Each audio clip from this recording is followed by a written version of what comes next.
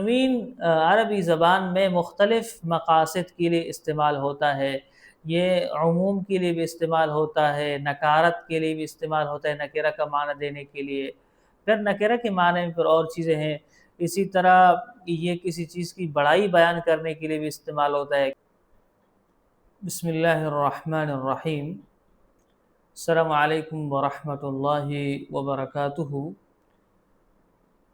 جس طرح تمام ساتھی جانتے ہیں کہ ہمارے ترجمہ نگاری کا یہ کورس چل رہا ہے، تو انشاءاللہ ہم حسب سابق یہ بھی سبق انشاءاللہ مکمل ہونے کے بعد پھر اس کی ریکارڈنگ آڈیو کی صورت میں گروپ کے اندر بھیجیں گے، تو انشاءاللہ ساتھی اس کو بھی سن سکتے ہیں۔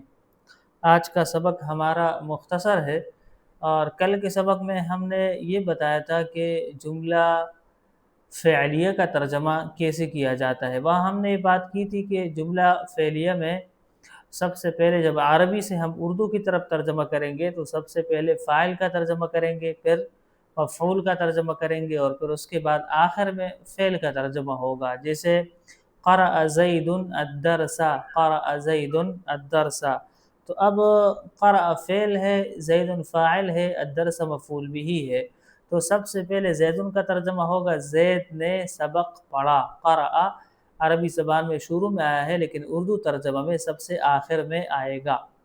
یہ ہم نے کل بتایا تھا، یہ بات بس یاد رکھنے کی ہے۔ آج ہمارا جو سبق ہے وہ جملہ اسمیہ کے حوالے سے مباحث ہے۔ تو آپ جانتے ہیں جملہ اسمیہ زید قائم، زید کھڑا ہے، تو اسی طرح اردو کے انداز میں زید کھڑا ہے۔ جس طرح اردو میں عربی زبان میں پہلے مبتدا پر خبر ہے، تو اردو میں اسی کا ترجمہ کیا، زید قائم، زید کھڑا ہے، پہلے زید آیا پھر قائم آیا، اردو میں بھی وہی ہے، تو اس میں کوئی زیادہ فرق نہیں ہے۔ بس یہ ہے کہ جملہ اسمیہ میں کچھ چیزیں آتی ہیں، جیسے اس میں سب سے اہم چیز یہ ہے کہ تنوین ہے۔ تنوین یعنی خبر پر تنوین آ جاتی ہے اور مبتدا پر بھی آتا ہے، تو مختلف چیزوں کے لیے تنوین استعمال ہوتی ہے۔ اس لیے سب سے پہلے آج ہم نے تنوین کے بارے میں بات کرنی ہے۔ آئندہ دنوں میں انشاءاللہ پھر جملہ اسمیہ کے اندر استعمال ہونے والے دیگر الفاظ پر بھی بات کریں گے، جملہ فعلیہ کے حوالے سے بھی ہم بات کریں گے۔ آج ہمارا موضوع تنوین ہے۔ تو تنوین عربی زبان میں مختلف مقاصد کے لیے استعمال ہوتا ہے۔ یہ عموم کے لیے بھی استعمال ہوتا ہے، نکارت کے لیے بھی استعمال ہوتا ہے، نکرہ کا معنی دینے کے لیے، پھر نکرہ کے معنی میں پھر اور چیزیں ہیں۔ اسی طرح یہ کسی چیز کی بڑائی بیان کرنے کے لیے بھی استعمال ہوتا ہے، کسی چیز کی تحقیر کے لیے بھی استعمال ہوتا ہے۔ یہ مختلف معانی ہیں، تو ان کو دیکھ کر کے ترجمہ کرنا چاہیے۔ تو پہلے جو تنوین نکارت یا نکرہ کے لیے جو استعمال ہوتی ہے وہ یہ ہے کہ جو کوئی غیر معین چیز ہو۔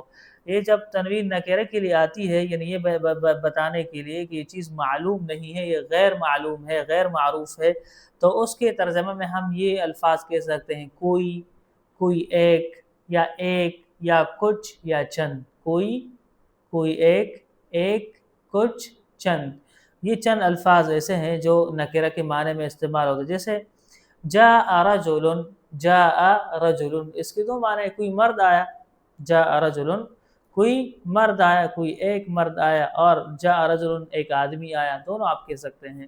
جاء رجل ایک آدمی آیا، ایک بھی نکرہ کے لیے ہے، اور جاء رجل کوئی ایک مرد آیا۔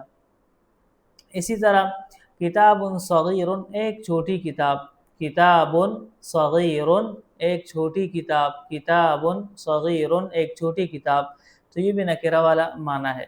اچھا، پھر یہ ہے کہ نکرہ میں ایک پہلو سے جو ہے نا اس میں عموم ہوتا ہے۔ عموم اس طور پر ہوتا ہے کہ معلوم نہیں ہوتا کہ یہ کون سا والا ہے، لیکن ایک اعتبار سے اس میں خصوص بھی ہوتا ہے۔ مثلا یہاں جب اس نے کہا نا کہ جاء رجل، رجل میں اتنی خصوصیت ہو گئی کہ رجل مرد آیا ہے، عورت نہیں آئی ہے، تو اس کے جنس کی تعیین ہو گئی ہے، اگرچہ یہ نکرہ ہے، لیکن وہ مرد کون ہے، علی ہے، عمر ہے، کون ہے، یہ نہیں بتایا گیا ہے۔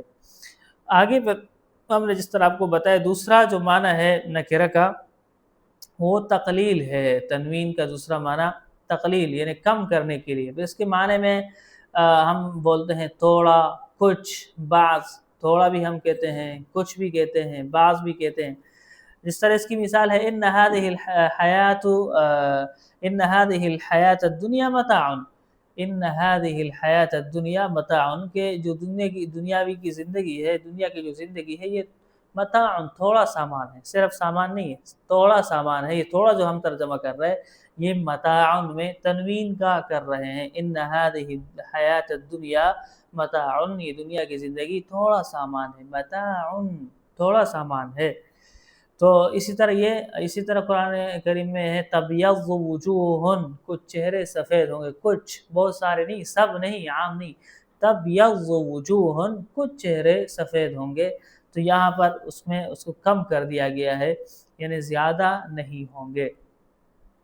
اسی طرح تحقیر کے لیے، حقارت بیان کرنے کے لیے، چیز بہت حقیر ہے، یعنی اس کے کمزور پن کو، معمولی پن کو بتانے کے لیے، تو اس کی مثال ھذا رجل، مطلب یہ کہ اس کو کم کرنے کے لیے، یہ تو چھوٹا سا آدمی ہے، ھذا رجل، یہ تو چھوٹا سا آدمی ہے، ھذا رجل، چھوٹا سا آدمی ہے۔ تو یہ رجل ایک ہی لفظ ہے، لیکن جب ایک انداز میں اس کو آپ بتائیں گے تو یہ معمولی آدمی ہے، ھذا رجل، یہ معمولی آدمی ہے۔ اسی طرح تنوین تعظیم کے لیے آتا ہے، اور اس کی مثال بھی یہی رجل ہے، رجل، بس ایک انداز میں جب آپ بولیں گے تو یہ بڑائی کے لیے ہے، دوسرے انداز میں جب آپ بولیں گے پھر یہ تاخیر کے لیے ہے۔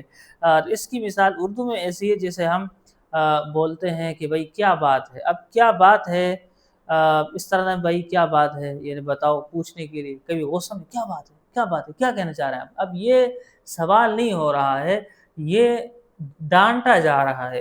لیکن اسی طرح ایک اور انداز میں جیسے کسی نے اچھا شعر سنا، کیا بات ہے، تو اب یہ یہاں تعجب والا معنی ہے، تو تعجب بھی ہے، سوال بھی ہے، ڈانٹنا بھی ہے۔ اس طرح انداز سے معنی بدل جاتے ہیں، ورنہ لکھنے میں تو کیا بات ہے ایک ہی طرح، سب ایک ہی طرح آتا ہے۔ تو اسی طرح ھذا رجل بھی لکھنے میں ایک ہی طرح آتا ہے، لیکن بولنے میں پھر آپ کہیں گے کہ اچھا ہم تو جب پڑھیں گے تو کوئی بول نہیں رہا ہوگا، کیسے ہمیں پتہ چلے گا؟ آگے پیچھے جو عبارت ہوگی اس سے پتہ چلے گا کہ یہاں تحقیر کرنا چاہتے ہیں یا تعظیم کرنا چاہتے ہیں، وہ آپ کو اس سے پتہ چل جائے گا۔ ھذا رجل، ھذا رجل، یہ بڑا آدمی ہے۔ اچھا، دوسری بات اس میں یہ ہے کہ دیکھیں جب یہ نکرہ نفی کے بعد آ جاتا ہے، نکرہ جب نفی کے بعد آ جاتا ہے تو اس کے اندر پھر عموم پیدا ہو جاتا ہے، اس کے اندر عموم ما جاء رجل، اب دیکھیں رجل نکرہ ہے، یہ نکرہ کے بعد آیا، نفی کے بعد آیا، ما جاء نہیں آیا، رجل آدمی۔ اب ما جاء رجل کا مطلب نہیں کہ ایک مرد نہیں، ما جاء رجل کا مطلب ہے کہ کوئی ایک مرد بھی نہیں آیا، ما جاء رجل، ایک آدمی بھی نہیں آیا، ما جاء رجل، ایک آدمی بھی نہیں آیا، کوئی ایک مرد بھی نہیں آیا، یہ مطلب ہے اس کا، کوئی بھی مرد نہیں آیا۔ اچھا، آگے بات یہ ہے کہ نکرہ ہے، اور پھر اس نکرہ کا اس کی بعد صفت اس کی آ گئی ہے، تو پھر اس کے اندر بھی عموم آ جاتا ہے۔ مثلا اس کی مثال ہے یکون المتکلم بلیغا اذا اقتدر على تألیف کلام بلیغ، یکون المتکلم بلیغا اذا اقتدر على تألیف کلام بلیغ، کہ متکلم بلیغ اس وقت ہوگا جب وہ ہر قسم کے بلیغ کلام کو ترتیب دینے پر قادر ہو۔ اب دیکھو علی تألیف کلام بلیغ میں ہم نے کہا ہر قسم کے بلیغ کلام کی ترکیب پر قادر ہو، تو یہ ترجمہ جو ہم نے کیا ہے عموم، یہ اس لیے کہ نکرہ کا یہ صفت ہے۔ اب اگر کوئی اس کا یہ ترجمہ کرے گا کہ جو ایک بلیغ کلام کو ترتیب دینے پر قادر ہو، تو آپ خود دیکھتے ہیں کہ اچھا نہیں لگے گا۔ اور آخری بات اس حوالے سے مشہور بھی ہے، اس کو آپ حضرات شاید جانتے بھی ہوں گے، کہ نکرہ اگر دو مرتبہ آ جائے تو ہر ایک سے الگ مراد ہوتا ہے، ہر دونوں کا مراد میں سے، جیسے میں کہتا ہوں ذهبت من بلد الى بلد، میں ایک شہر سے دوسرے شہر گیا، تو اب ایک شہر سے دوسرے شہر کی، ایک شہر اور دوسرا شہر یہ دونوں الگ الگ ہیں، لیکن اردو میں ہم ایک پہلے والے کے ساتھ ایک شہر لگایا، دوسرے والے کے ساتھ دوسرا شہر لگایا۔ عربی میں یہ ایک دو تو نہیں لگاتے، بس نکرہ ذهبت من بلد الى بلد دونوں جگہ ایک ہی بلد ہے، لیکن اصول یہ ہے کہ جب نکرہ پر تنوین آ جائے اور وہ نکرہ دو مرتبہ ہو تو اس سے نکرہ جہاں بھی ہو تو نکرہ جب 2 مرتبہ آ جائے تو ان کا مراد الگ الگ ہوتا ہے، الگ الگ ہوتا ہے۔ ان مع العسر یسرا، ان مع العسر یسرا، بے شک تنگی کے ساتھ آسانی ہے، بے شک تنگی کے ساتھ آسانی ہے۔ اس کا مطلب ہے کہ آسانی ہے 2 مرتبہ آئے تو الگ الگ آسانیاں ہوگی۔ اور دوسرا اصول یہی ہے کہ معرفت جب 2 مرتبہ ہے تو اسے ایک ہی مراد ہوتا ہے۔ تو خلاصہ اس آیت کی یہ نکلتا ہے کہ تنگی ایک ہوگی اور آسانیاں 2 ہوں گی، ورنہ قرآن تو یہ کہہ رہے بے شک تنگی کے ساتھ آسانی ہے، بے شک تنگی کے ساتھ آسانی ہے، لیکن ان دونوں تنگیوں سے ایک تنگی مراد ہے اور آسانیوں سے الگ الگ آسانیاں مراد ہے۔ لہٰذا خلاصہ یہ نکلا کہ ایک تنگی کے ساتھ 2 آسانیاں ہیں۔ اذا اشتدت بك البلوى ففكر في الم نشرح فعسر بين يسرين اذا فكرته فافرح۔ یہ شاعر کہہ رہے کہ جب بھی کوئی مصیبت آئے تو صورت الم نشرح میں سوچا کرو کہ وہاں پر 2 یعنی آسانیوں کے درمیان ایک مشکل کا اور ایک سختی کا ذکر ہے۔ تو یہ آج کا سبق ہے، بڑا دلچسپ سبق ہے، امید ہے کہ ساتھیوں کو سمجھ آ گیا ہوگا۔ اب اگر کسی